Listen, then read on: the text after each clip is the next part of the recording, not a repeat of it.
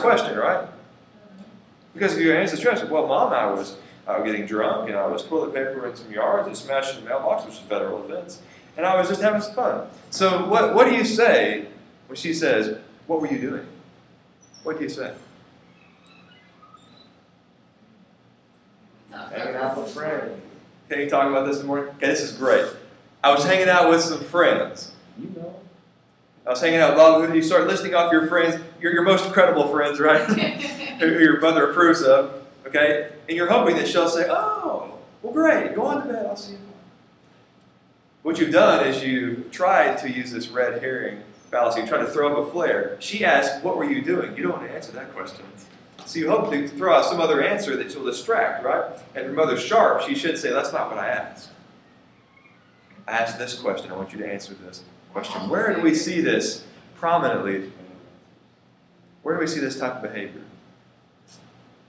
Think big scale. Something that's just starting right now in our country. Think about political debates. A mediator says, our moderator says,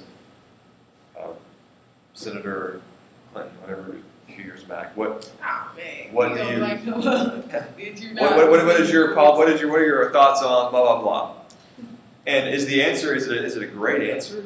Oh yeah, they're very good at crafting answers that are very well put together, and they might take 2 or 3 minutes, and oh, it's just an impressive amount of information, and they mention different people, but do they answer the question?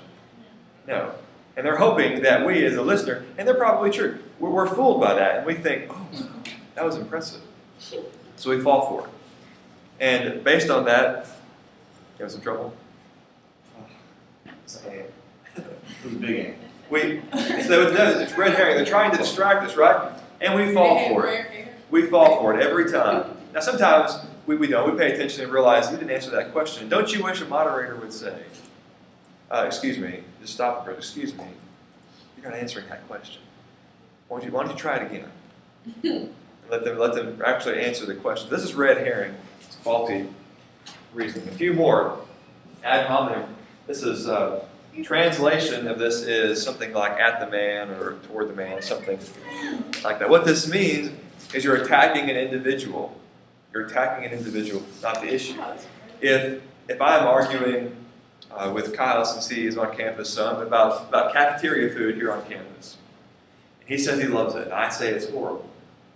This is real important here. What are we arguing about? What is the issue that is being argued? Food quality, right? Okay. Good quality is Food quality. How good is the food? So we're going back and forth, and I realize that he's winning. There's a lot of good points, and I realize that. And you're watching this debate happen, and so I finally say, "Well, that's a goofy pair of sunglasses." What am I trying to do? What do you think? What am I trying to do to him? Trying to get you to back out. Okay, I'm trying to tear him down, right? Okay, now, I'm hoping that if I tear him down, it makes him look bad, it makes me look good. Now, if you're watching, what do you actually think? If we're arguing back and forth, and I finally say, well, that's a goofy pair of sunglasses, and you're watching, what goes through your mind? Sometimes people will laugh. Okay, some people fall for it, and they think, I can't believe he has those sunglasses. Why would I believe something? But if you're being a critical listener, what you do is you notice that I'm losing, and I know it, right? Because if I were not losing, I would stay with the issue because I can win that. But I've realized that I cannot win this. And so I decided to attack this person instead. However, sometimes our audience will say, political audiences, where we did see this a lot, political mudslinging, these will start off, these political campaigns will start off by saying, here's who I am, and here's what I think, and here's what I will do if I am president. And that's great. But as this goes on for a year and a half or more, people start losing ground, so they think, I've got to do something to get back, so I'm just going to tear this person down. And I hope it makes me look good, but it makes me look bad, right? It makes me look like a jerk. It makes me look like I'm losing, and I know it. But if you're not listening critically, you would think less about the other candidate who I'm tearing down, and it actually works. But that is faulty reasoning. Isn't it interesting that the people who in this country think they're so smart. We vote them into vote them into political office, and they're kind of above us. Do this kind of faulty reasoning. Two very prominent methods of faulty reasoning is so evident in their behavior. Isn't that interesting? Okay, let's look at another one. Either or. Either or is where if I want you to believe something, and it's kind of an outlandish thing to accept, well, I will give you two options. And I'll say, you have to choose. There are only, the best way I see it, there are two options here to fix a problem. I've shown you there's a need. Here's the answer. And actually, there are two different answers. Here's one and here's the other one. But in order to get you to choose the one that I really want you to choose, I have to give you another one that's really bad and make you believe that those are the only two options out there. So, of course, you'll choose mine, right? Yeah. I'm not going to let on like this is the one I really want. I'm just going to give you a really bad one and the one I want. That's called the either or. What is bandwagon? Okay, good. We accuse each other, especially in this state of Alabama, of being people jumping on bandwagons with Auburn or Alabama, right?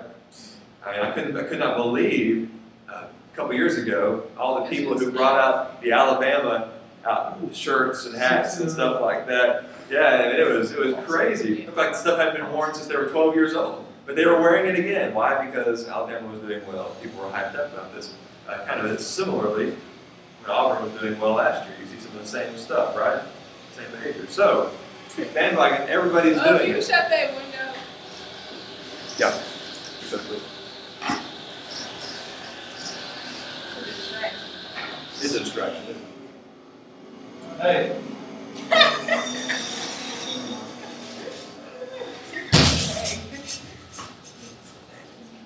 You all know Someone Caitlin? about his job. Yeah, you all know that guy? Okay, Caitlin, Brennan. He's one funny guy. He's in class. Yeah. Not many students. You be working hard. I don't laugh real hard sometimes when students say stuff. I mean, I laugh sometimes. But he always said, he's just really funny. A funny guy. Okay. Where were we? This idea of bandwagon. You might think, I wouldn't do that. I wouldn't fall for that. I wouldn't do something just because everybody else is doing it, right? Yeah, I'm above that. I'm a college student. Yeah, I'm smarter than that. Well, let me tell you the truth. You fall for it all the time. You think about where you live, the car you drive, the car you'd like to drive, the clothes you wear, the way you talk, the friends you hang out with, all these things. Or because you are a part of a social group, or you want to be a part of a group, you want to join in this bandwagon. You think, well, I mean, that's small scale, right? Well, it's not always small scale. It can be on a larger scale. Let's say I'm selling cars, and you come to me to buy a car, and you've been a smart consumer. You've done your homework ahead of time. You know what this car should sell for, right? You know what you should be able to drive away for in this car. And so you know exactly what you want, exactly what you should have to pay. And you have done your homework with your budget as well. Smart consumer, you do your budget ahead of time. You know that I cannot spend any more than this per month. That's a smart way to buy a car. Don't tell your car salesman your top dollar, but you know it in your mind. And so let's say I've talked to you for a while and you've driven a couple cars you really like. One of them is the one you really want. You really want that one. But you can only spend about $350 a month in a car payment. The one you want is $375 a month. But you made a commitment with yourself. I will not spend over $350 a month. That's my budget. But the one you want is about $240 or $340. That's well within your budget, isn't it? You have extra $10 per month to do it to buy gas with, I guess. So, you've looked around, we've talked a lot about this, and you've decided that I'm just going to go think about it for a while. You're not really excited about the one for $340. You really want the one for $375, but that your budget is what it is, right? So, before you walk away, if I wanted to be kind of shady here, I could use this bandwagon technique, this faulty reasoning, to try to get you to buy this car. It's real subtle. I don't come right out and say, well, everybody else is doing it, but here's what I might say to utilize this. If you're about to walk away, I can say, before you go, I just wanted you to know, I was reading in a magazine the other day, one of those Fortune 500 magazines, and this is a totally random fact, and I don't know what this really means, but most doctors and lawyers drive this car. I don't know.